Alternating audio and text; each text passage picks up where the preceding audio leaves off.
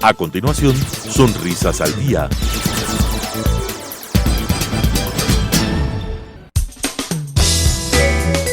Clasificación A. Apto para todo público.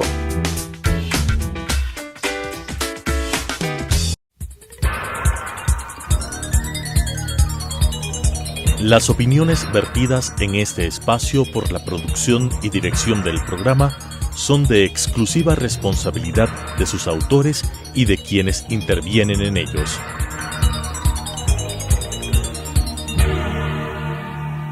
Telesucesos Canal 29 UHF presenta Sonrisas al Día.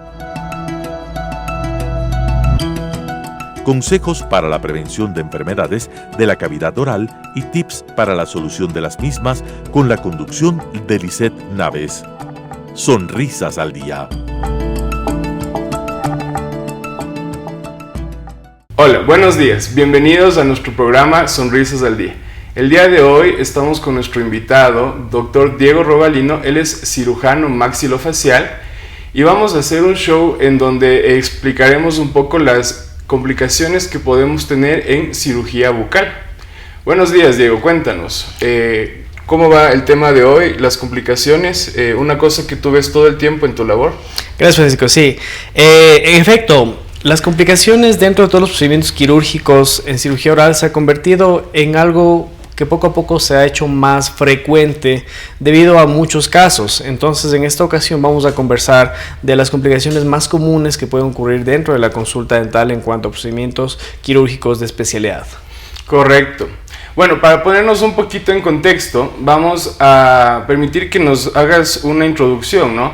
Más o menos, ¿cuáles son el tipo de procedimientos que se hace en el ámbito de la cirugía maxilofacial? ¿Y qué es lo que tú recomiendas como unas breves directrices para los pacientes que crean que puedan verse en la necesidad de realizarse un tipo de procedimientos como este? Mira, en realidad dentro de la cirugía, la especialidad odontológica, existe la cirugía oral y maxilofacial, que es la especialidad la cual yo manejo. En los procedimientos de cirugía oral, lo más común son las extracciones dentales, las regularizaciones de los rebordes o las personas que tienen algún tipo de lesión anómala diferente en la cavidad bucal. Y pues lo que tú haces es tratar de darle la solución. Los procedimientos quirúrgicos de cirugía maxilofacial indican ya procedimientos como cirugía ortognática, trauma facial, etcétera, procedimientos de mayor complejidad. En esta ocasión vamos a revisar los procedimientos más comunes de cirugía bucal y las complicaciones que ellos pueden presentar. Correcto. Entonces vamos a empezar un poco con las imágenes que nos has traído para el día de hoy. Efectivamente. Y vamos a ir ahí continuando y haciéndote preguntas para que los televidentes puedan ir poniéndose en un contexto de esto que tal vez es un poco extraño, ¿no? Como es una situación ya de patologías más avanzadas, es algo en lo que tenemos que empapar de conocimiento a la ciudadanía. Sí, la idea es que el odontólogo general esté capacitado para dar un diagnóstico correcto, porque una de las cosas que ocurre, lo más común es un diagnóstico incorrecto en cuanto a la edad, en cuanto al manejo, en cuanto a la visión integral de un paciente. Pues el odontólogo a veces cumple con ciertos parámetros, debe cumplir con ciertos parámetros que hacen que los diagnósticos sean más efectivos. Otra de las causas por qué ocurren estas complicaciones en las consultas dentales son las indicaciones incorrectas. Muchas veces no manejamos los protocolos que los pacientes deben cumplir, les explicamos correctamente cómo lo deben hacer o no les entregamos por escrito incluso. Otra cosa es no tener los instrumentos adecuados o aplicar fuerzas excesivas, también pueden inducir en complicaciones. Y pues muchas veces en lo que incurrimos mucho es en decir que para que se haga bien un procedimiento debemos tener una buena visión, una buena asistencia, debe verse muy bien todo el campo operatorio, ¿ok? Correcto. De estos puntos de los que has hablado, me llama la atención esto de la falta de visión. Esto está relacionado con la imagenología, con los estudios diagnósticos que tú utilizas para poder realizar tus procedimientos. Más bien, el tema de falta de visión es en cuanto al campo operatorio, porque cuando un paciente, por ejemplo, sangra o no puede abrir bien su boca, no tienes una buena visualización del lugar donde vas a tratar, pues ahí empiezan a ver los problemas de que tardas mucho, el procedimiento es doloroso, el anestésico cumple su tiempo de efecto y pues ya te pasa, empieza a haber molestias, etcétera. Entonces es muy importante determinar una buena visualización del campo operatorio, ¿sí? Correcto. Importantísimo también explicarles que las complicaciones y accidentes se pueden dar durante el acto operatorio pues debido a causas muchas veces del estado general del paciente, a causas del anestésico general, que es una sustancia que tú vas a administrar a tu paciente con el objeto de quitar la sensibilidad o bloquear la sensibilidad al dolor por un tiempo determinado, que no sea un bloqueo temporal nada más, ¿sí? Y la otra de ellas después del trauma operatorio, son complicaciones que suelen ocurrir por el mismo traumatismo, ¿sí?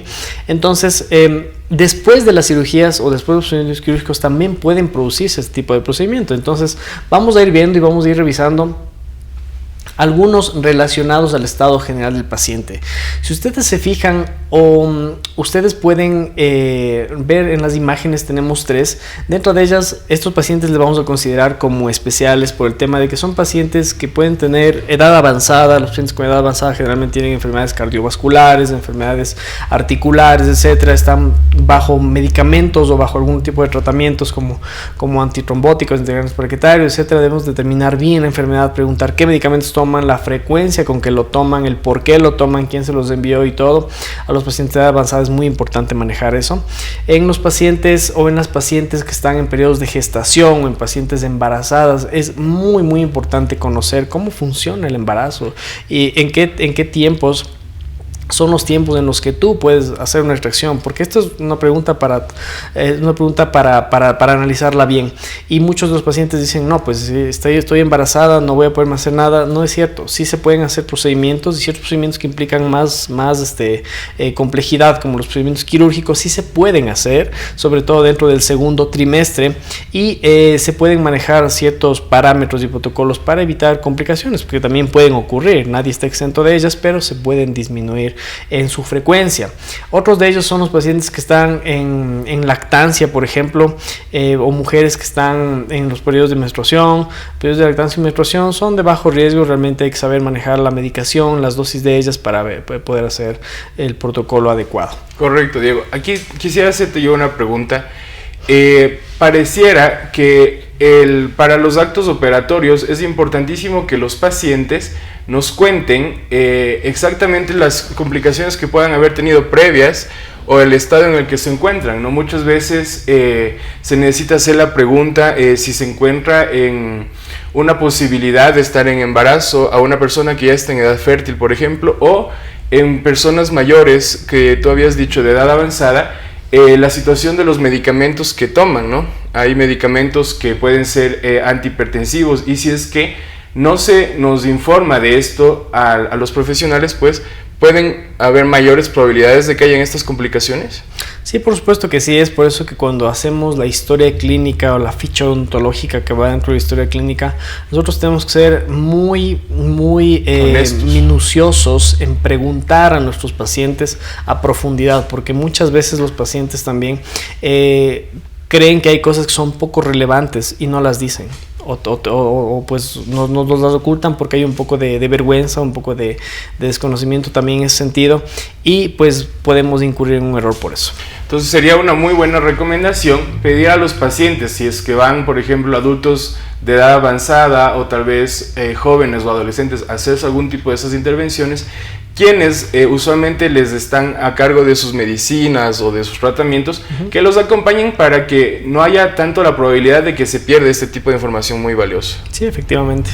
Correcto. Muy bien.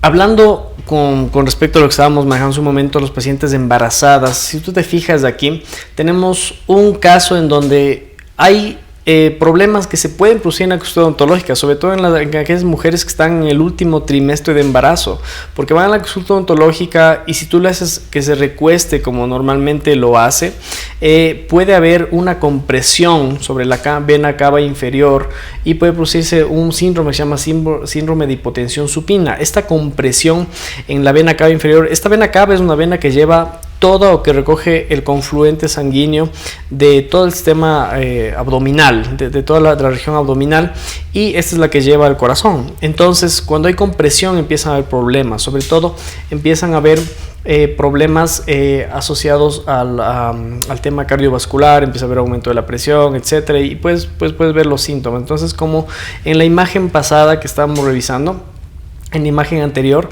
podemos ver que la forma correcta de poner a una paciente embarazada es colocarles unas sábanas, una cobija abajo de su lado derecho y hacer que la paciente vaya hacia el lado izquierdo cuando está embarazada en el sillón odontológico. Esto va a evitar la compresión de la vena cava inferior y por ende va a evitar los probables problemas que puedas tener. Este problema se da con mayor frecuencia, nos decías, en el último trimestre del embarazo. Sí, efectivamente, cuando el feto ya alcanza cierto volumen y cierto peso, que puede causar compresión de este gran vaso. Y aquí veríamos afectaciones mayormente para la madre, ¿verdad? Por supuesto que sí, la madre es la que va a presentar los signos y síntomas, que va a haber un poco de sudoración, un poco de cansancio, te va a decir que siente un poquito el aumento de su presión y pues eso puede dar molestias a la paciente que pueden terminar en ansiedad, en problemas donde haya aumento de la ventilación, el paciente se ponga un poco ansiosa y diga ¿qué me está pasando? No sé por qué me siento así y todo, entonces pues tienes que cambiarle de posición para evitar ese tipo de problemas. Y también sería recomendable que al momento de que las mujercitas que están embarazadas a partir del último trimestre duerman en esta posición que tú recomiendas también, ¿no? De hecho, lo hacen los especialistas en la ginecología, recomiendan hacerlo de lado, pero en este caso, como protocolo para el manejo en el sillón odontológico, deberíamos manejarlo todos los profesionales. Muy bien. Cuéntanos, ¿qué otro tipo de complicaciones podemos encontrarnos en cirugía oral? Sí, mira, como vamos a ver ahora en las imágenes relacionadas al tema cardiovascular, hay muchas enfermedades, como les decía, que hay que revisar, pacientes que son hipertensos, pacientes que tienen alteraciones del ritmo cardíaco, fibrilaciones ventriculares, etcétera, pacientes que tienen enfermedades coronarias o que sufrieron o que tienen colocado algún stent para que mejore su circulación, etcétera, pacientes que sufrieron infartos, anginas, etcétera. Es importantísimo discernir todo eso. En cuanto al tema hematológico, al tema de sangre, es muy importante preguntar si están bajo terapia anticoagulante, el por qué lo toman. Por lo general, los pacientes con trombosis venosa profunda, o sea, aquellos pacientes que tienen riesgo de formar más coágulos o trombos y de que estos trombos obstruyen o obstaculicen los vasos sanguíneos, toman medicamentos para que no se formen los trombos, se llaman antitrombóticos, anticoagulantes, como les quieran llamar. Entonces, estos medicamentos hacen que cuando tú haces una extracción dental o un procedimiento dental, pues no va a dejar de sangrar, porque lo que tú necesitas es que se forme un trombo, un coágulo para que pare el sangrado, y pues de ahí empiezan a haber problemas, como lo más común es ver sangrados o hemorragias causadas por estos casos. Dentro de otras, pues tenemos también que valorar pacientes que tienen adicciones como el alcohol, a las drogas, pacientes que han recibido irradiaciones a nivel cervical o facial, pacientes que vienen con trastornos psiquiátricos, psicológicos. Es muy importante, debemos realizar un buen análisis de todos los puntos importantes en la historia clínica para poder ver qué complicaciones podrías tú tener y prever y adelantarte a la complicación y evitarla, que es lo más importante. Como vamos a ver ahora, hay unas muy relacionadas al anestésico local, algo que debemos ocuparlo cuando hacemos cualquier procedimiento quirúrgico. Una de ellas es la rotura de las agujas. Esos elementos que ustedes ven en la imagen son agujas dentales con los cuales se infiltran. Esta es una complicación poco frecuente, sin embargo puede deberse a varias cosas. Dentro de ello, el fracaso de la técnica anestésica, no se conoce bien la anatomía del paciente, no sabes qué cantidad debes colocar, muchas veces no lo calculan como debe ser. Presencias de infecciones o inflamaciones, si un paciente está infectado, inflamado y te dice, pues no doctor, es que no me hace efecto, no, ya le va a hacer efecto, ya le puse todo, pero no es cierto. Es que cuando tienes una infección, una inflamación, el medio donde tú estás depositando, el pH de ese medio cambia, se vuelve ácido y por ende no se puede disociar correctamente, no es efectivo el anestésico, por resumirlo. Como te decía, otra de ellas al principio, la rotura de la aguja. Muchas veces el material es deficiente, haces movimientos o estás doblando las agujas y puede haber también este tipo de problemas, como el que vamos a ver aquí adelante. Tenemos justamente en imagen, una radiografía, no sé si la pueden ver bien, pero en la reconstrucción tomográfica ustedes pueden ver que dentro de ese círculo rojo hay un elemento que se encuentra en una porción profunda, una región profunda de la cara que se denomina fosa infratemporal o cigomática, y pues este paciente tuvo que ser sometido a un procedimiento quirúrgico mayor para extraer una aguja que pues fue lamentablemente dejada en ese lugar tras una técnica de anestesia incorrecta. Ventajosamente, en este caso tenemos la imagenología en 3 dimensiones, ¿no? Que nos va a permitir que tú como profesional maxilofacial puedas encontrar con facilidad en dónde se encuentra la aguja. Antes de que exista ese tipo de diagnósticos, seguramente era mucho más complejo, ¿no? Entonces, a pesar de que es una situación poco frecuente, ahora ustedes como especialistas tienen una mayor cantidad de herramientas para poder afrontar este tipo de casos. Sí, en efecto. Lo ideal es de que todos los profesionales deberíamos manejar por lo menos una radiografía básica, que sería una radiografía panorámica de los maxilares, que antes pensábamos que era algo un poco más difícil de adquirir, pero ahora es algo muy fácil y muy sencillo de adquirir. Y por lo menos deberíamos entrar con eso, pero cuando ya tenemos otro tipo de condiciones, patologías, etcétera, o como estas, pues pueden requerir exámenes de mayor complejidad, como una tomografía, una resonancia magnética, exámenes de medicina nuclear, etcétera, dependiendo del tipo de patología que vayas a analizar. Tenemos también otro tipo de complicaciones, como puede ser las inmediatas. En este caso hay lesiones nerviosas muchas veces, entre una de ellas es la que vamos a ver más adelante, que tenemos aquí, todos tenemos glándulas salivales.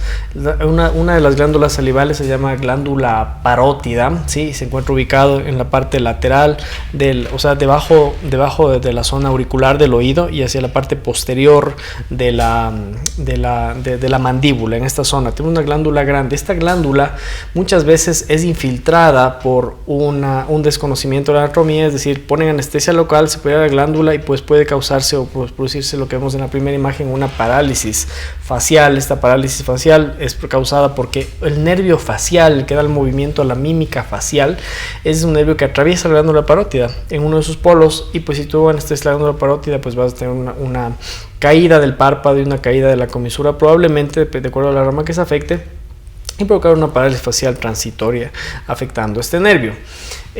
Como vamos a ver, también tenemos otro tipo de complicaciones que son inmediatas, sobre todo lesiones vasculares. Cuando uno coloca anestesia local, debe tener mucho cuidado en no colocar directamente en un vaso sanguíneo, porque los vasos sanguíneos obviamente están dentro de la circulación y se van a comunicar con otros elementos anatómicos, sobre todo con los órganos de mayor perfusión, como son el cerebro, el hígado, el corazón, pulmones, etc. Entonces tú vas a hacer que el anestésico local se transporte a diferentes lugares, y el anestésico local es un elemento tóxico, es una sustancia tóxica que nosotros utilizamos en cantidades muy pequeñas, pero de forma controlada, ¿no? Si estas cantidades se superan o llegan a elementos, como te digo, órganos de mayor perfusión, pues puede haber toxicidad cuando hay exceso y una mala utilización, y esa toxicidad puede producir diferentes signos y síntomas que van a empezar con fases de depresión, y después va a haber fases de excitación que ya vamos a revisar.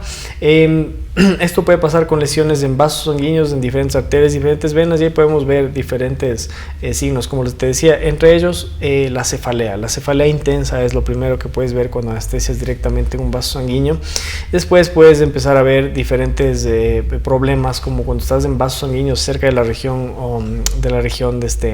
orbitaria, pues hay un plexo que es el plexo pterigoideo, y también este plexo pues puede hacer que haya cierto tipo de oftalmoplegia, dificultad para mover el ojo, para mover los párpados, o también en algunos casos un poco de ceguera por alcanzar un orificio que se llama hendidura orbitaria inferior, por donde hay ciertos vasos y ciertos nervios también que se ven afectados temporalmente.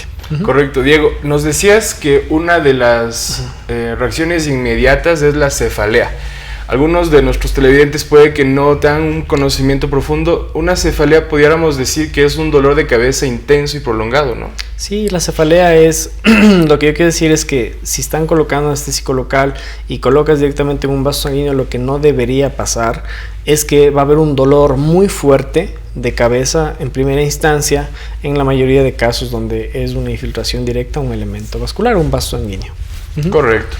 Sí, como vamos a ver ahora, también tenemos ciertas reacciones generales a los anestésicos locales, y entre ellas están las reacciones vagales. Como hemos explicado y hemos conversado ya en segmentos anteriores, las reacciones vagales se producen por un miedo del paciente, y es un miedo a lo desconocido, y eso se traduce en un término que se llama ansiedad. La ansiedad es el miedo a lo desconocido. Cuando tú vas a un consultorio dental no sabes cómo va a ser, si va a ser doloroso, no va a ser doloroso, si va a tardar, cómo lo ha hecho el doctor o la doctora, tienen experiencia, han hecho otras veces. Entonces hay muchas cosas que tú no sabes y en tu cabeza. Entonces esto hace que tu cuerpo vaya produciendo ciertas sustancias que vayan haciendo que se produzca sudoración, que respire rápido, etcétera, y puedes concurrir en la famosa hiperventilación y también el síncope vasovagal. Hiperventilación quiere decir que tu cuerpo está respirando rápido, respiras y tu cuerpo no está eliminando la cantidad correcta de CO2, se produce una hipercapnia, es decir, aumenta la cantidad de CO2 en el cuerpo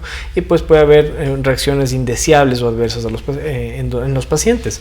También el síncope vasovagal, que puede haber desmayo, doctor, me siento mal, me siento que me estoy desmayando, como débil, como cansado. Entonces tienes que optar por diferentes posturas ante eso, ¿okay? Esto puede pasar con las reacciones generales de los anestésicos locales.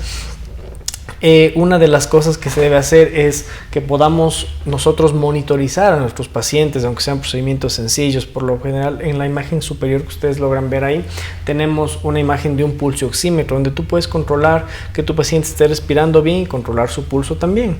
En las imágenes inferiores tenemos el manejo de los pacientes cuando están totalmente recostados, porque a todos nos ha pasado que hemos estado recostados por mucho tiempo en un sitio odontológico y nos ponemos de pie inmediatamente, cambiamos la posición del paciente, tú te mareas, o como cuando estás viendo televisión, estás recostado por mucho tiempo y te llaman y tienes que levantarte de golpe, pues cambias la posición inmediatamente o bruscamente y se produce una hipotensión ortostática, es decir, el cerebro pierde la perfusión, disminuye, se produce hay menor cantidad de oxígeno y eso hace que te sientas mareado, cansado y te puedas por ende desvanecer cuando te levantas. Entonces lo ideal es hacer que ese cambio de posición no sea brusco, sino que sea leve. Y pues cuando ha habido casos como por ejemplo el síncope vasovagal o los pacientes tienen una sensación de desmayo, tú puedes hacer que la cabeza esté más abajo que los pies, es decir, recostar al paciente, como vemos en la imagen con fondo blanco, recostar al paciente con sus pies más altos que la cabeza para que puedas ganar más cantidad de sangre hacia el cerebro y ya no sea una disminución, sino más bien un aumento de oxígeno.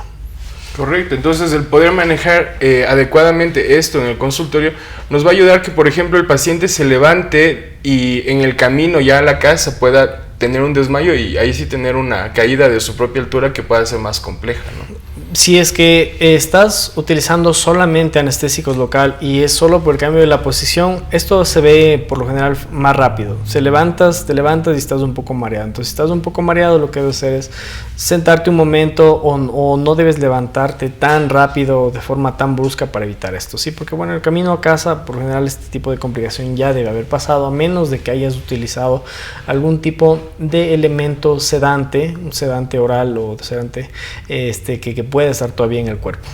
Ok, muchas gracias, Diego. Tenemos también, vamos a hablar sobre otro tipo de reacciones, las reacciones alérgicas. Las reacciones alérgicas se producen en casos donde hay pacientes que tienen alergia a muchos elementos y entre ellos no solo a los antibióticos, no solo a la penicilina, no solo a los antiinflamatorios, sino también a los anestésicos locales o a ciertos componentes que tienen los anestésicos locales. Entre ellos, los más comunes son los componentes que tienen los conservantes de los anestésicos locales.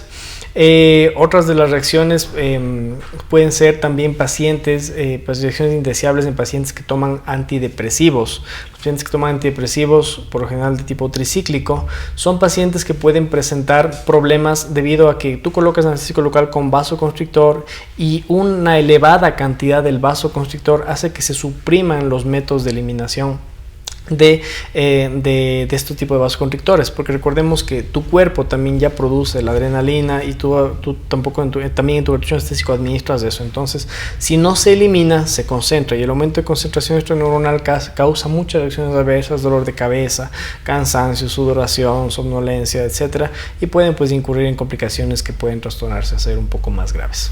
Qué importante esto de los anestésicos, Diego. Se nos está terminando el tiempo en el programa de esta semana, pero en un futuro sería muy bueno que regreses porque seguramente hay más complicaciones que pueden haber en la cirugía bucal. Y esto de los anestésicos, hay una información importante que nos gustaría saber más o menos en el futuro, que nos cuentes cómo se manejan cuando hay estos shocks anafilácticos. que pueden causar falta de oxígeno, ¿no? El cierre de vías aéreas y todo esto. Pero bueno, esto será en un próximo show.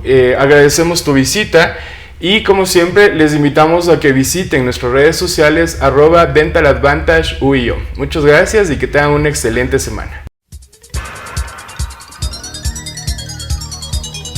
Las opiniones vertidas en este espacio por la producción y dirección del programa son de exclusiva responsabilidad de sus autores y de quienes intervienen en ellos.